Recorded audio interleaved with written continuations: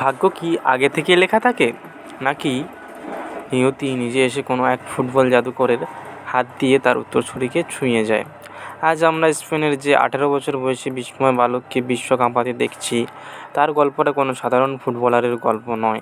এটি একটি অলৌকিক সমীকরণ, একটি চরম অবহেলিত বস্তি এবং ফুটবল ইতিহাসের সবচেয়ে বড় ভবিষ্যৎবাণীর এক রোমহর্ষক সত্য কাহিনী। টাইম মেশিন দিয়ে চলুন ফিরে যাওয়া যাক 2007 সালের বার্সেলোনায়। নুজো ক্যাম্পের ড্রেসিং রুমে প্লাস্টিকের একটি বাথটবে পানি ভরা। তার ভেতরে খেলা করছে মাত্র 5 বছর বয়সী এক ফুটফুটে শিশু। আর সেই ড্রেসিং রুমে লাজুক পায়ে হেঁটে ঢুকলেন 20 বছর বয়সী এক তরুণ, যার নাম লিওনেল মেসি।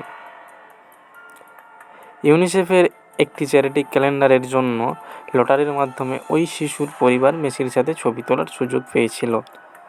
মেসি তখন ভীষণ লাজুক, বাচ্চাকে কীভাবে কোলে নিতে হয় তাও জানতেন না। শিশুর মা এগিয়ে এসে মেসিকে সাহায্য করলেন। মেসি হাসিমুখে নিজ হাতে সেই শিশুকে বাথটবে গোসল করিয়ে দিলেন, তোয়ালে দিয়ে গা মুছে বুকে জড়িয়ে ধরলেন। ফটো সাংবাদিক জোহান মনফোর্ট সেই ছবি ফ্রেমবন্দি করেছিলেন।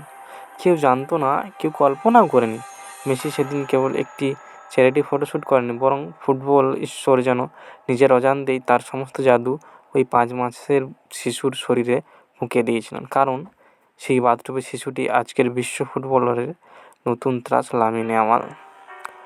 স্পর্শ পেলেই কি রাজা হওয়া যায়? না, তার জন্য দরকার আগুনের মধ্য দিয়ে যাওয়া।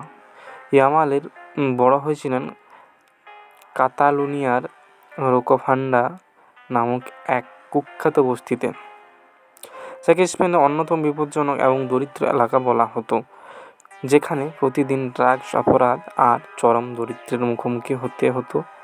তার বাবা ছিলেন একজন সাধারণ দেওয়ালের রঙের মিস্ত্রি আর মা ছিলেন ফাস্টফুড চেইনের ওয়েটার্স। মাত্র 3 বছর বয়সে বাবা মায়ের ডিভোর্স হয়ে যায়।